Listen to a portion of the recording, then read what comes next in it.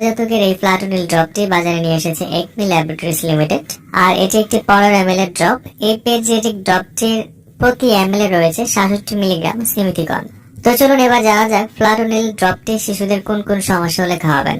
শিশুদের সব থেকে বেশি যে অসুখ হয় তা হচ্ছে পেটের সমস্যা, কারণ শিশুরা না বুঝে এটা সেটা অনেক কিছু মুখে দিয়ে ফেলে। এতে সহজেই শিশুর পেটে রোগ জীবাণু চলে যেতে পারে। আবার অনেক সময় দেখা যায় শিশুরা বুকের দুধ খাওয়ার সময় পেটের মধ্যে দুধের থেকে বাতাসের পরিমাণটা বেশি ঢোকে। উক্ত বিভিন্ন কারণে বা শিশুদের পেটে গ্যাসের সৃষ্টি হলে আর সেই সৃষ্ট গ্যাসের কারণে পেটে ব্যথা হলে এই ফ্লাটোনিল ড্রপটি সাধারণত ডক্টররা লিখে থাকেন। এছাড়াও নবজাতকের পেট ফাঁপা থাকলে, পেট ফোলা ভাব থাকলে বা অন্ত্রে ফোলা ভাব থাকলে এই ফ্লাটোনিল পেডিয়াট্রিক ড্রপটি খাওয়াতে পারেন। পরিপাকতন্ত্রে গ্যাসের সৃষ্টি হওয়া যে কোনো সৃষ্ট ব্যথায় এই ড্রপটি দারুণ কাজ করে থাকে। তাই ডাক্তারের পরামর্শ নিয়ে এরকম লক্ষণ দেখা দিলে ফ্লাটোনিল ড্রপটি খাওয়াতে পারেন।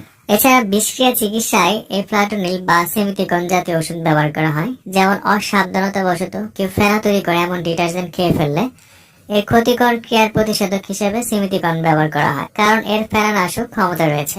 এছাড়া অপারেশন পরবর্তী গ্যাসের সমস্যাতেও ফ্লাটোনিল বা সিমিথিকন জাতীয় ওষুধ ব্যবহার করা হয়ে থাকে। তো চলুন এবার জানা যাক ফ্লাটোনিল ড্রপটি আপনার নবজাতক বা শিশুকে কিভাবে খাওয়াবেন। ওষুধটি পরিমাপ করে খাওয়ানোর জন্য সাথে সুন্দর একটি মেজারমেন্ট ড্রপার দেয়া আছে। 2 বছরের কম শিশুদেরকে ডাক্তাররা সাধারণত 0.3 ml করে দিনে 3 থেকে 4 বার